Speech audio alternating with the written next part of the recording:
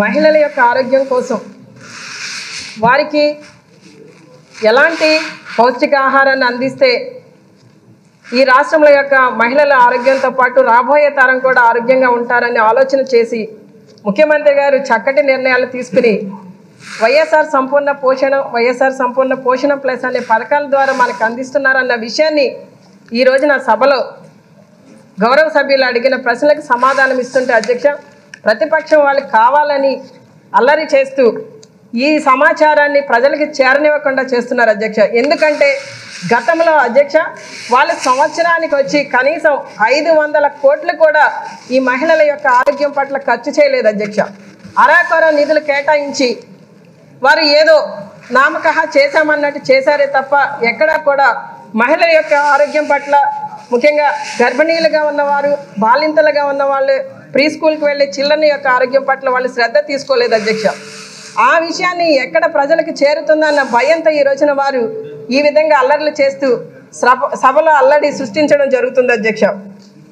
నిజంగా అధ్యక్ష వీళ్ళకి మహిళల పట్ల బాధ్యత లేకుండా పోవడమే కాకుండా ఒక మహిళగా నేను ఇక్కడ మాట్లాడుతుంటే అధ్యక్ష మహిళల యొక్క సమస్యల గురించి కానీ వారికి మన ప్రభుత్వం చేసిన మంచిని ప్రజలకి చేరకుండా అడ్డుకోవడంలో వాళ్ళు ఎంతగా వాళ్ళు కక్ష సాధింపుగా వ్యవహరిస్తున్నారన్నది మనం చూస్తున్నాం అధ్యక్ష. ఈ రోజున నిజంగా అధ్యక్ష పేదరికంతో బాధపడుతున్న మహిళలు వారంతా కూడా అధ్యక్ష పౌష్టికాహారం తినడానికి అంటే గర్భవతులుగా ఉన్నప్పుడు కానీ బాలింతలుగా ఉన్నప్పుడు కానీ ఆ కుటుంబ భారంతో వాళ్ళు సరైన పౌష్టికాహారాన్ని తీసుకోలేని పరిస్థితులు ఈ రోజున సమాజంలో మనం చూస్తున్నాం అధ్యక్ష.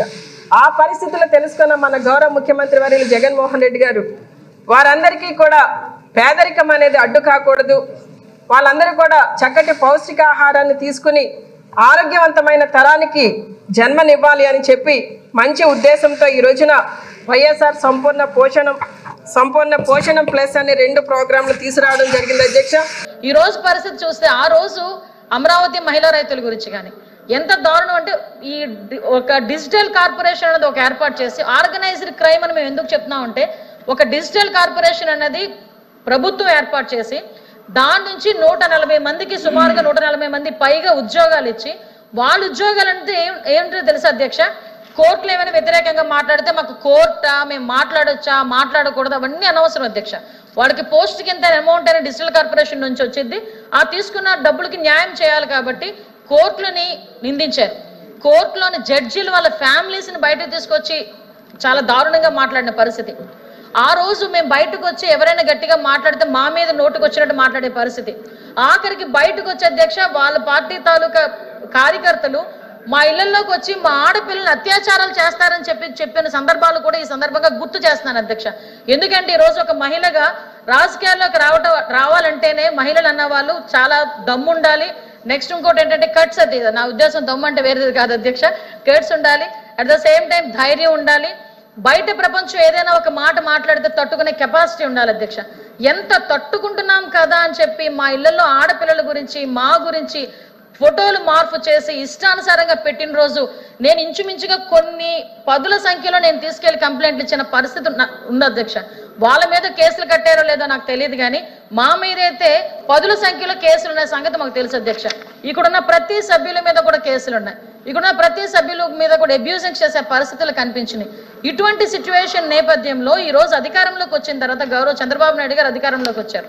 ఒక విధ్వంస పరిపాలన నుంచి విముక్తి కలగాలి అని ఒకే ఒక ఉద్దేశంతో గౌరవ చంద్రబాబు నాయుడు గారిని అదేవిధంగా కూటమి ప్రభుత్వాన్ని ఈరోజు రాష్ట్ర ప్రజలు ఎన్నుకొని దగ్గర 164 సీట్లు ఇచ్చారంటేనే ఆ గవర్నమెంట్తో ప్రజలు ఎంత విసిగిపోయారో మనందరం కూడా అర్థం చేసుకోవచ్చు అధ్యక్ష. వచ్చిన తర్వాత నుంచి చాలా మంది ఏంటంటే నేను ఎందుకు ఈ మాట పర్టికులర్గా నేను అక్కడ కూడా చెప్పాను అధ్యక్ష, ఎందుకంటే ఆర్గనైజ్డ్ క్రైమ్ అని కానీ క్రైమ్ పెరిగిందని చెప్పడానికి నిన్న కూడా అసెంబ్లీలో ఒక పదం ఉపయోగించాను అధ్యక్ష.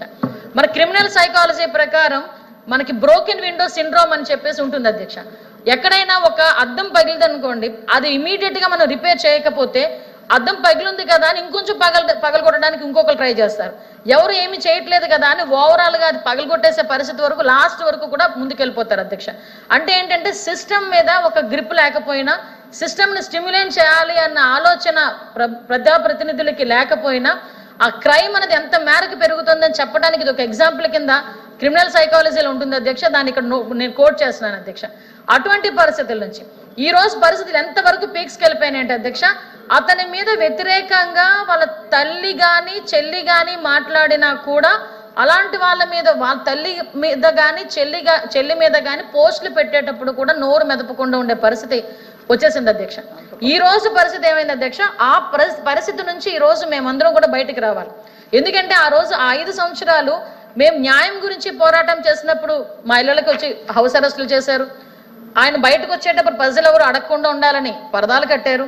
ఆయనకి సెక్యూరిటీ ప్రాబ్లం వస్తాయని పచ్చని చెట్లను కట్ చేశారు.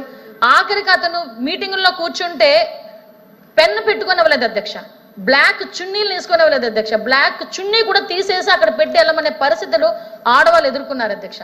నేను ఇక్కడ కోట్ చేయాలి, ఎందుకంటే ఇలాంటి సిచ్యువేషన్స్ లో క్రైమ్ ఎంతలా పెరిగింది. ఒక క్రిమినల్ మెంటాలిటీ ఉన్న వ్యక్తి సీఎం కుర్చీలో కూర్చుంటే ఏ రకంగా రాష్ట్రం బస్టు పెట్టిపోయిందని చెప్పడానికి ఒక ఎగ్జాంపుల్ కింద చెప్పాను అధ్యక్ష. దీన్ని క్యారీ ఫార్వర్డ్ చేసుకొని ఈ రోజు మనం వచ్చిన తర్వాత డే ఫస్ట్ నుంచి కూడా అధ్యక్ష, ఇందాక గౌరవ మంత్రి గారు, మన బీసీ వెల్ఫేర్ మినిస్టర్ గారు గాంజాయి మహిళలు ఏదో సంథింగ్ ఒక టాపిక్ వచ్చినప్పుడు అధ్యక్ష చాలా మంది అబ్జెక్షన్ చేశారు. కానీ ఈ రోజు నేను చెప్తున్నాను అధ్యక్ష, యువగలం పాదయాత్రలో గౌరవ మంత్రి గారు మా లోకేష్ గారు యువగలం పాదయాత్ర చేస్తా ఉంటే చంద్రగిరి కాన్స్టిట్యున్సీ దగ్గరకు వచ్చి ఒక ఇద్దరు తల్లి కూతుర్లు ఇద్దరు కూడా స్కార్ఫులు కట్టుకొని వచ్చారు అధ్యక్ష. ఎందుకమ్మా ఏంటంటే ఏడుస్తున్నారు, ఏంటో కనుక్కోండి, ఏమైనా ఇబ్బంది ఏమో అని కనుక్కొని అడిగితే అధ్యక్ష, తల్లి వాళ్ళ కూతురు గురించి 10వ తరగతి చదువుతున్న కూతురు గురించి కంప్లైంట్ ఇవ్వడానికి, కంప్లైంట్ కాదండి, నా కూతుర్ని రక్షించండి, ఏదో ఒక డీ అడిక్షన్ సెంటర్లో జాయిన్ చేయండి, నా కూతురు గంజాయికి అలవాటు చేసేసారు నా కూతుర్ని అని చెప్పి అప్పుడు వచ్చి మాట్లాడిన తర్వాత ఆ నేపథ్యంలో ఆ అమ్మాయిని ఇమ్మీడియట్గా ఎలాగ మనం రెస్క్యూ చేయాలి, ఆ అమ్మాయిని ఎలాగ మనం రక్షించుకోవాలన్న కాన్సెప్ట్ ఒక పక్కన మనం చేసుకుంటే ఫర్దర్గా మనం వచ్చిన తర్వాత గంజాయి నిర్మూలించాలని ఆ రోజే మేము అనుకున్నాం అధ్యక్ష.